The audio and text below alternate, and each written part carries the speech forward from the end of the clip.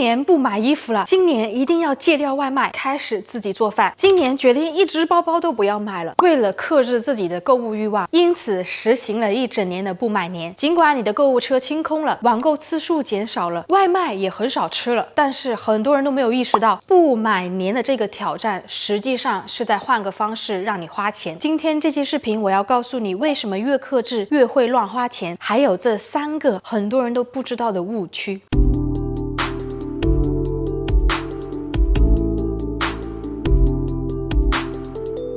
很多人表面上追求极简，实行不买年的挑战，但实际上只是把钱从一个地方转移到另一个地方上。然而，消费的本质并没有减少。在近几年里呢，替代性消费成为了一种非常普遍性的现象。替代性消费指的是，当人们有意识的去减少某类消费时，会有另外一种方式驱使他们去填补这种空缺感。有人为了省钱而戒掉了买衣服的习惯，但开始疯狂购买收纳盒和收纳工具。有人减少了买护肤品的花销，结果开始在医美和皮肤管理项目上花更多的钱。以前啊，花几百块钱就买个面霜，现在改成做一次上千块的水光针和光子嫩肤，一年下来花在医美上的钱要比以前买化妆品还要多。更有人为了省下买新手机的钱，却开始买各种什么手机壳、贴膜、磁吸充电器、手机挂绳等配件，最后算下来花在手机配件上的钱都有上千块了。替代性消费啊，并不完全是坏事。例如开始减少购买快时尚，转而选择更优质和耐穿的基础单品。再比如为了省钱，开始自己在家做饭，不仅省下了外卖费，还培养了更加健康的饮食习惯。这种替代性消费呢，直接提升了生活品质，长远看来是有价值的。但也有很多替代性消费没有带来实际效益，甚至还让你花了更多的钱。有一说一啊，替代性消费呢，不光是换一个方式去消费，甚至还会加重你的焦虑。你看了账单就发现明明买的更少了，怎么每个月花的钱反而更多了呢？这就是因为消费总量没变的情况下，单价却不断增加。在社交媒体的时代下，攀比不仅仅体现在穿什么名牌、买了什么新款包包，现在的攀比已经渗透到了省钱这件事情上。过去啊，说到省钱是一件相对私人的行为，你存了多少钱，怎么去花钱，我们都不会主动去分享，也更没人去关心。但现在省钱也成了一种炫耀式的美德，会展示自己每个月的消费账单，精确到几块钱的开销，再分享如何通过团购和薅羊毛成功省下多少钱，塑造出一种我很会过日子的形象。比如用信用卡积分兑换了酒店和飞机票的优惠，通过薅某平台的新客福利省下了15块钱。还有一些极端省钱的办法，给人制造出攀比的感觉，比如一个星期只花560块钱解决一天早午晚餐。当你看到别人能这么精打细算的过生活，会开始怀疑自己是不是花钱大手大脚，就因此开始压缩自己的开销，省到最后反而降低了生活标准。不买年的挑战呢，逐渐成为一种新潮流。他们会告诉你，我1年没买新衣服，我靠极简生活省下了10万块钱。再来就是我发现一个很有趣的点，如果你不去买新的东西，何来的不买年挑战？这个挑战存在的意义是在教会你如何了解自己的需求，不是让你完全停止消费啊。所以很多人根本没有搞清楚省钱和克制的区别。有的人的心态是我必须压制自己的购物欲望，但没有意识到真正的理性消费不是靠压制来达成的，而是靠理解自己的需求去维持。如果你只是一味用极端的方式去逼自己不去买东西，省下的钱最终可能以另外一种方式花出去。当有人在实行不买年这个挑战期间时，会用打卡的方式，一方面去鼓励自己和推动身边人也一起来省钱，第二方面则是炫耀，什么我今年只买了1件外套，我6个月没买化妆品，我今年只买了这10件物品。这些行为本质上和那些喜欢晒战利品和晒出高品质生活的人没有区别，一个是晒我买得起和过得好，另外一个是晒我能忍得住，我能省得住钱。有些不买年或者是省钱打卡的挑战，确实能给那些在过去习惯冲动消费的人一些启发，是个不错的方式去打断原来的消费节奏。我也不是说这些人做错了，因为能做到消费节制本身就是非常值得被尊重。但问题是，当节省变成了另外一种标准化的竞争，就很容易造成另外一种焦虑。当不买年的挑战结束后，有些人人确实成功培养出了理性消费习惯，真正达到减少欲望、降低开支的效果，但更多的人会陷入报复性的消费。说到报复性消费啊，它其实是一种极端克制消费的后遗症。人的消费欲望就像一根橡皮筋，你拉得越紧，反而弹得就越厉害。在不买年的挑战里呢，很多人并不是发自内心的想要去降低欲望，而是靠强行压制，可能单纯觉得哎呀这个挑战很有趣，想尝试一下。总而言之呢，并不是自然产生出的一种心态。但这段克制期一结束，被压抑的消费需求就会像洪水一样爆发出来，会忍不住大买特买，会在短时间内去弥补之前被剥夺的那种购物快感，还会出现一种非常恶性的循环，会去选择买更贵的产品，就会觉得反正我都省了1年的钱了，也理应去买一点更好的东西去奖励自己在这1年里面受的一些苦啊，受的一些委屈，会产生出一种越买越焦虑的心理。因为在挑战期间压抑很久的购物欲望，在挑战结束之后就会被释放出来。那正确我们该怎么做呢？应该找到理性消费和自我满足的平衡点。在不买年的挑战期间呢，过于压抑自己的购物欲望反而会有报复性的反弹。但如果建立起理性的消费观，在满足自我需求和维持生活平衡之间找到一个合适的节奏，就能在结束后继续保持这种稳定的消费习惯。好了，这个就是以上今天内容。如果喜欢，不要忘记关注和点赞，是对我频道最大的支持。那我们下周视频再见吧，拜拜。